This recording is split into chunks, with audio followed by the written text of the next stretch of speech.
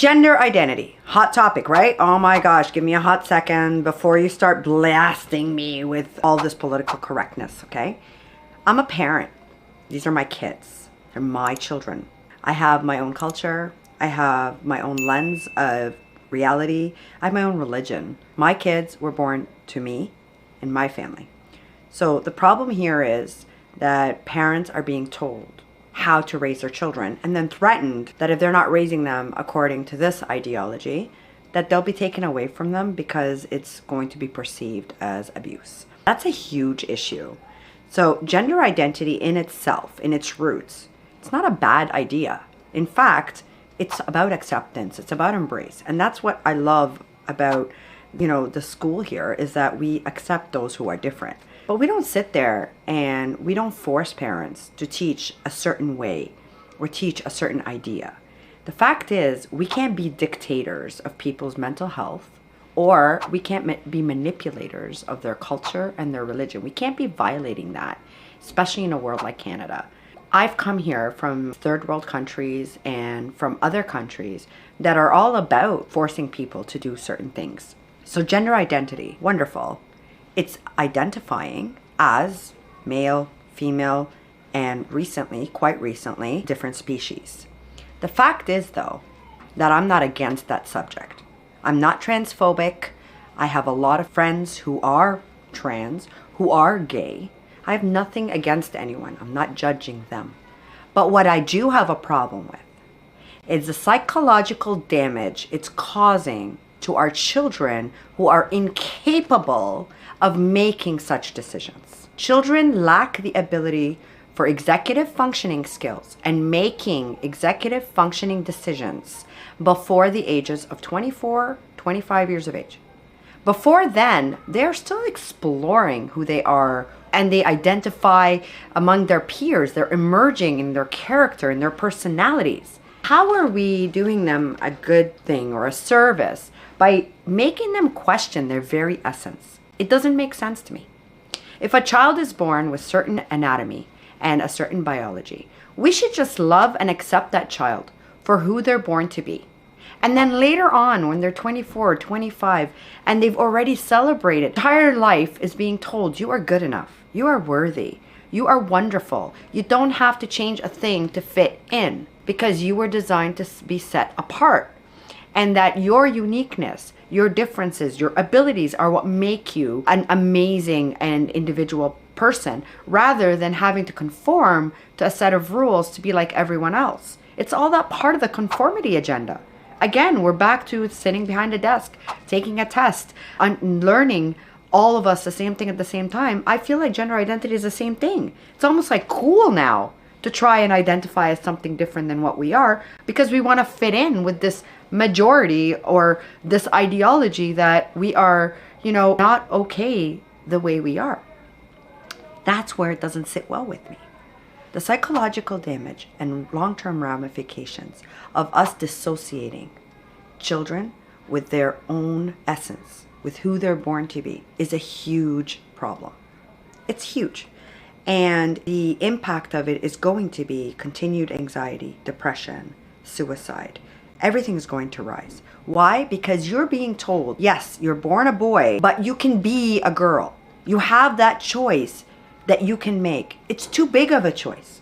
I'm too little to handle those big feelings that we talk about all the time. So why don't we just say, children don't get to choose the race they're born into, the family they're born into, the culture they're born into, the religion they're born into. They don't get to choose that. We give it to them, and when they get older, they decide whether to keep their religion or not. They decide whether they want to identify as African American or African Canadian or Canadian, whatever it is they want to identify as at that time. It's up to them.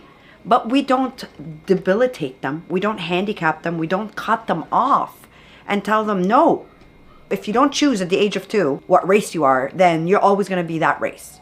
But if I'm white and I want to choose to be black, that's cultural appropriation. But if I'm a girl and I want to choose to be a boy, that's okay? How is that okay? It's almost contradictory. We should be celebrating children for boys and girls, for who they're born to be. Now, I know that there are going to be unique circumstances, certain occasion where certain families have children who are born with, let's say, very rare, but both sets of biological body parts. At that point, you know what? I feel for you. You have to choose which gender you need to raise them at. Sometimes it's both genders, sometimes it's neither, it's agendered. And that is a decision that is very difficult, but it's one you have to make. I wonder how you feel about everyone else who gets children born and is able to know if they're a boy or girl, and then has to deal with that same problem, that same issue of, should we treat them as a boy, should we treat them as a girl? I wonder how that makes you feel when you're really in that situation. It's just like the people that are coming up to me and they are identifying as disabled. Listen, I've had a lot of people in my life who are disabled. I know a lot of people now in my life who are disabled. They don't like that. They don't like that you pretend to be blind. They're not liking that you pretend to be in a wheelchair when you can physically move, because you're taking for granted and you're identifying towards something that they cannot do. So the gender identity agenda, I'm not for it. Not in schools. I'm all for it outside of school. I'm all for it when they're grown up. If you come to me and you're 25 years old and you say to me that I identify as a teddy bear, I identify as a dog, I identify as homosexual, bi, whatever it is, I'll respect you. You have every right at that point. Live your life. You are who you are, and I'll still love you regardless. But I'm not going to tell you at the age of 5, 17, 15, 12 that in order for you to be good enough, you need to change your very essence, your very biology. Because those surgeries are irreversible. And when they are being reversed, they're very painful. And the things you have to do in order to become a different gender cause brain sweats, and they cause cancer, and they cause so many other problems. And I have watched way too many videos and seen too many people who regret that decision because they made it too early. I dressed as a tomboy. I was a tomboy from the ages of 12 till about 19. And then in college, one day, I had a crush on a boy. I was 19 years old, okay? And I realized, I'm dressed like a boy. I'm wearing baggy clothing, my dad's clothing. And by the way, at that time, that wasn't part of the trend. I was told by teachers, taken aside actually, and said, you cannot be wearing pants in this Catholic school. You have to be wearing a kilt. You are a girl. Can you imagine how we've come 180 degrees? They used to discourage me from looking like a boy, even though I had developed early and I wanted to hide the fact that I was a girl. And I really liked hanging out with boys, and I really liked their sense of humor.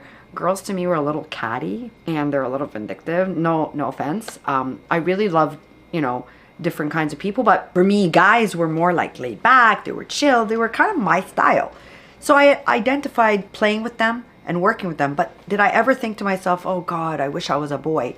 No, I dressed like a boy, I talked like a boy, but I didn't need to become a boy. I could still be a girl who dresses like a boy without having to become a boy. And this is very important because it's that final step. It's that push towards sex reversal and sex change at the age of 12 so you can get ahead of puberty that I am really upset about. How is this even fair to our future generation? What are we doing to them? So anyways, I just have to say that 19, I had a crush, and all of a sudden I went home and I decided to wear tighter clothing, makeup, and actually blow dry my hair. And the next day I walked in and I had all the guys in my classroom, in my college class, go, oh my gosh, she's a girl. And the funniest moment of my life, one of the funniest moments, because I was like, yeah, I'm a girl. And they're like, wow, you look so different. But I had that option. I had that choice to become a woman. Or I could have remained wanting to be a man. And at that point, when I'm 21, 22, 23, I'll start discussions with my parents, and my parents will say to me, okay, now that you've lived this long and you have the critical thinking skills, we've equipped you with the feeling that you are perfect the way you are, and you still want to change, then let's talk about it. Let's see how that can look. But at least I had the option of reverting back to my natural self, rather than struggle and suffer through an identity crisis. So I think gender identity in itself is not a bad idea. I don't think it's a negative idea. I think it's the fact that the governments and people in society have taken it to the distance that they did, and that it's become a complete sort of compulsive, compelling, mandatory, almost like our children are voiceless now. We walk into schools and there is non-gendered bathrooms. What is that? I've heard in the YMCA in Vancouver that there's a man who's 50 years old identifying as a woman sitting in their girls' change room watching them change all day. That is okay with you? Is that all right with you? Because that's what's happening. That's the flip side of the agenda. The flip side that's ugly that no one is talking about because they are so afraid. Parents are so afraid of speaking up against this. They have been slaughtered and crucified when they go on social media to talk about this. And it's hurtful on either side. If you are an LGBTQ supporter, which I am an ally of LGBTQ. They even do not like this. So I'm not sure where it's coming from, but I think it's coming from the parents who think that everyone should be nice to everyone without an opinion. But only opinion that matters is theirs. So I need you to take a good look, like a hard look in the mirror. If you are one of those parents who decided to take to Facebook and become an armchair warrior, and behind your keyboard cowardly start to tell me and other moms and other dads who are speaking openly against this gender agenda in schools, I challenge you to take a good hard look at yourself and ask yourself, what would you do if you were in our place? You had an opinion and you're allowed to air it by discriminating against me, and you are yelling at me and condemning me. But I have an opinion that's just as important as yours to be heard. Stand strong, stand brave, stand united. Believe in what you believe. There's nothing wrong with saying that this isn't okay, because it isn't. We are all for these children and how they've grown. And at the end of the day, if it's not okay for me to say that this agenda is harming them, then it's not okay to have Jewish schools, Islamic schools, Christian schools. It is not okay for the LGBTQ flag to be hanging outside of any schools. Because if you're going to keep it neutral and you want everyone to be treated the same, then everything must go. Either everything must go or everyone must be heard. That is the end of it.